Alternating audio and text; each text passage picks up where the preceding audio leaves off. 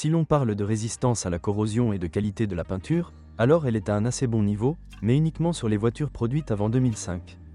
Plus tard, le fabricant a commencé à utiliser de la peinture à l'eau, ce qui a entraîné une détérioration significative de la qualité de la peinture. Ainsi, sur les voitures sorties en 2006 et après, la carrosserie se couvre rapidement de rayures et d'éclats. Si vous choisissez une Fiesta après 2005, portez une attention particulière au couvercle du coffre, notamment au niveau de l'éclairage de la plaque d'immatriculation, la corrosion y apparaît le plus souvent. La serrure du coffre n'est pas non plus réputée pour sa fiabilité. Très souvent, vous devez changer les ampoules des phares et pour ce faire, vous devez retirer les phares, une caractéristique de conception. De plus, le plastique protecteur du phare se trouble assez rapidement. Le moteur 1.3 le plus faible est totalement inadapté au long trajet. Sa puissance n'est suffisante que pour des déplacements tranquilles en ville. Comme l'expérience d'exploitation l'a montré, ce moteur est simple, fiable et peu coûteux à entretenir, et son appétit est assez modeste, jusqu'à 7 litres au 100 km. La courroie de distribution est entraînée par une chaîne métallique dont la durée de vie est d'environ 200 000 km. Le principal inconvénient de ce moteur est son bruit accru pendant le fonctionnement. Les moteurs 1.4 et 1.6 sont équipés d'un entraînement par courroie de distribution, et les soupapes n'ont pas de compensateurs hydrauliques et sont réglés par des rondelles.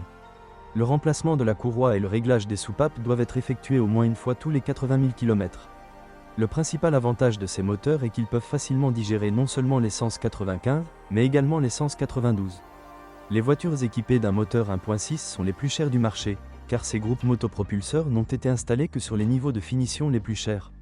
Les problèmes courants incluent la courte durée de vie de la pompe à carburant, 60 à 70 000 km. Le radiateur doit également être remplacé tous les 70 à 90 km.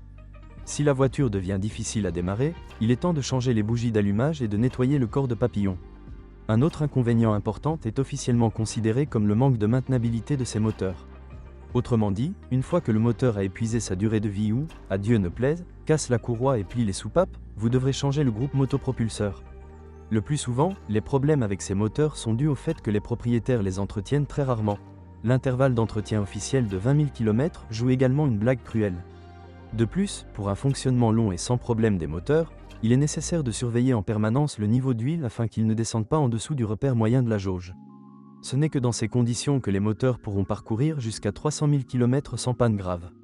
Sur le marché secondaire, il existe assez rarement, mais il existe néanmoins des versions avec des moteurs diesel 1.4, 68 chevaux, et 1.6, 90 chevaux. En règle générale, ces voitures sont importées d'Europe. Ces groupes motopropulseurs ne sont en rien inférieurs aux groupes à essence en termes de fiabilité.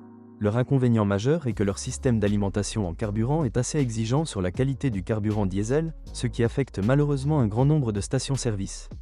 Équipés de 3 types de boîtes de vitesse, manuelle à 5 vitesses, transmission automatique et transmission robotisée, DuraShift. Ce modèle n'a pas de problèmes évidents avec la transmission, mais la transmission manuelle s'est néanmoins révélée la plus fiable.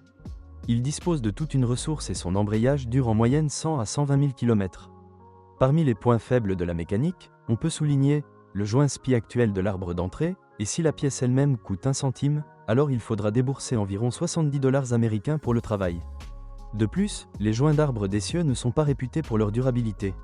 Si, pour engager la vitesse, vous devez appliquer une force, ne vous inquiétez pas, il est juste temps de nettoyer et de lubrifier le mécanisme de guidage.